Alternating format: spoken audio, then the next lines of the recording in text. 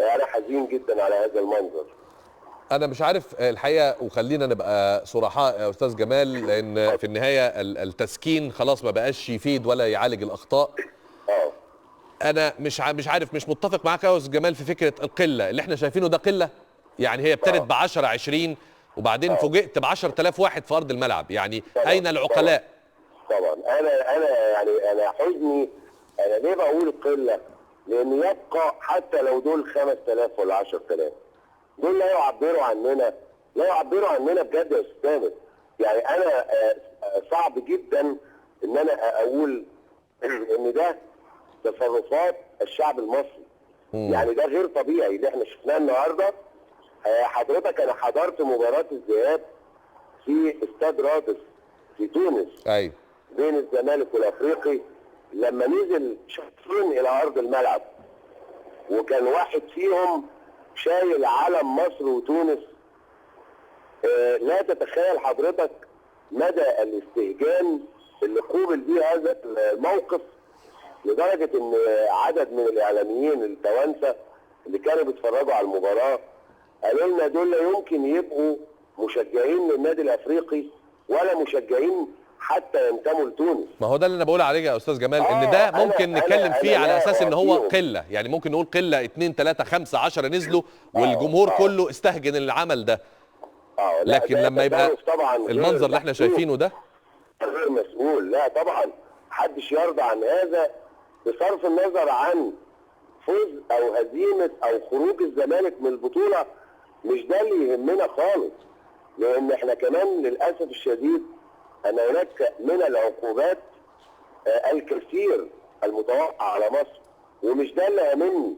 انا اللي هاممني الكلام اللي حضرتك قلته، وهو الصوره السيئه التي نقلتها بالفعل وسائل الاعلام العالميه دلوقتي عننا. طبعا.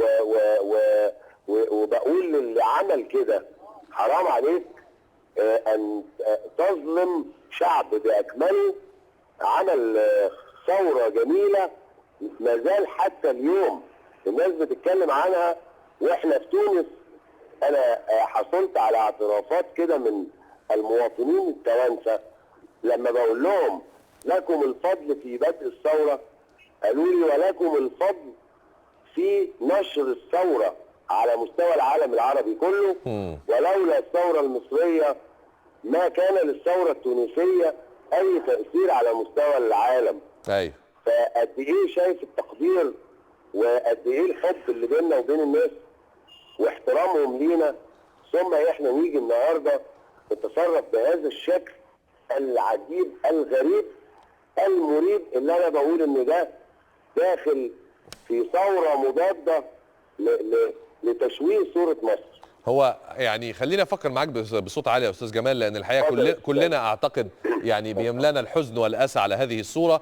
وخلينا ساعتها يعني ما نلومش الا نفسنا. زي ما حضرتك قلت الصوره انتشرت في كل ارجاء العالم، هي صوره سيئه، وخلينا بقى ما نحطش او ندفنش راسنا في التراب زي النعام.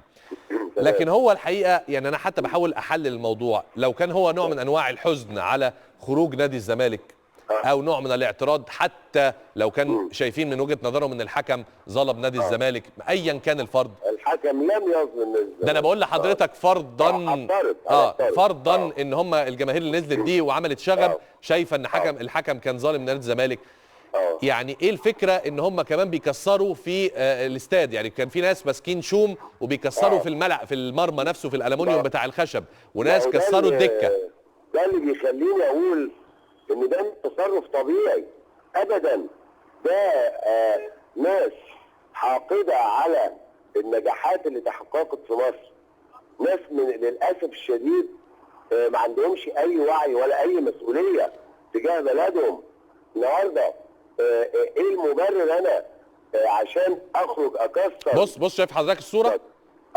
يعني ايه اكسر المرمى الخشب بتاع المرمى بتاع استاد القاهره؟ ايه العلاقه؟ مش فاهمها. يعني لو قعدنا لغايه 13 20 سنه لا يمكن نفهم غير ان هذا المشهد وراءه مجموعه مخربين